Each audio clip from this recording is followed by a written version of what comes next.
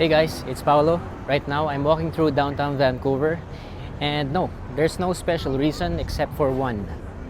I'm doing this to get used to vlogging in public, to desensitize myself, and to push through the awkwardness. Because let's be real, talking to a camera in front of strangers, it's kind of nerve-wracking and it feels weird, but the only way is through.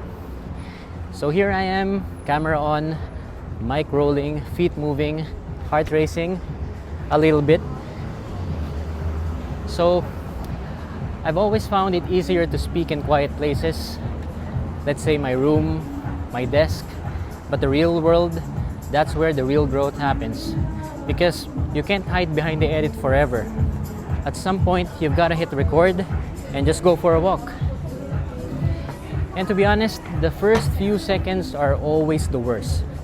People would glance, you would overthink, is my hair okay? Do I sound weird? But then you realize something shifts. You realize no one actually cares. And you're just passing through. So, in my opinion, vlogging in public rewires your brain. You stop performing and you just start being present.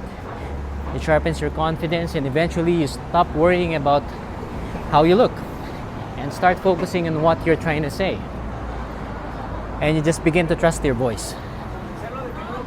You know, the city noise becomes a part of the rhythm. The cars, the footsteps, the wind cutting through the buildings, it all blends into one soundtrack that you didn't even plan. But hey, it fits. So you start syncing your message with the motion, and that's when it hits. That's when it becomes real. Now I tell myself 3 things when it becomes really awkward. Number 1, nobody's really thinking about you as much as you are. The second is you're allowed to stumble, just don't stop walking. You know, sometimes I still cringe mid-sentence, mid-step. Should I have scripted this tighter? Did I have that person rolling their eyes? But I keep going because that's the point. To show up and be seen. To speak even when your voice is shaking. Vlogging in public is vulnerability. And like any skill, it gets easier. So you learn how to breathe. You learn how to pause. You learn to laugh at yourself when you fumble your words. And you learn to let go of control. You kind of just lean into the moment. And if you're trying to think, should I do this? My suggestion is to start small. Talk while walking in an alley, then move to a park, then the sidewalk, then wherever your story takes you.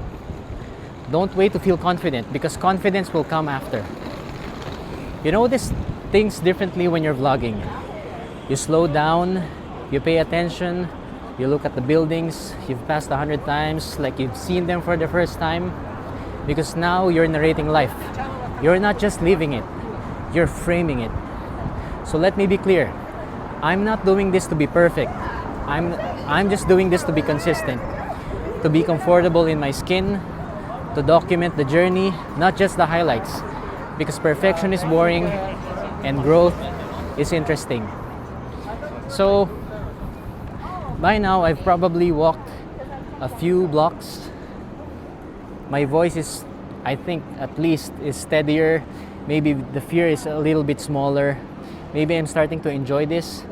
And I know this wouldn't be my best video, but that's not the point. The point is I showed up, and the next time I'll show up again.